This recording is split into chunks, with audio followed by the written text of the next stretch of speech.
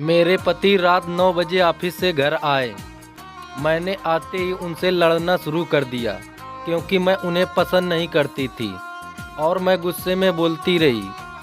मेरे पति ने कहा, मुझे खाना तो दे दो, बहुत भूख लगी है। मैंने कहा, खुद जाकर खा लो, मुझे नींद आ रही है।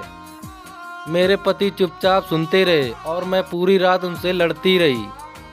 जब सुबह हुई, मेरे पति ने मुझे कहा, मुझे नाश्ता तो दे दो, मुझे ऑफिस जाना है, तू मेरा पीछा कब छोड़ेगा। मैंने गुस्से में कहा, मैं तुमसे तंग आ गई, भगवान करे तुम मर जाए। मेरे पति कुछ नहीं बोले और ऑफिस चले गए।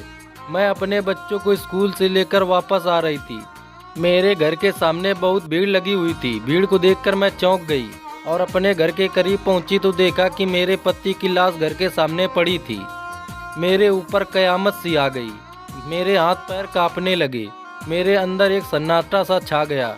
लोग आपस में बातें कर रहे थे कि कार से मनोज का एक्सीडेंट हुआ है। मैं जोर से चीखी और चिल्लाने लगी कि मनोज उठ जाओ, मैं अब तुमसे कभी नहीं लड़ूंगी, तुम्हें कुछ नहीं कहूँगी, मुझे कुछ नहीं चाहिए, उठो मनोज।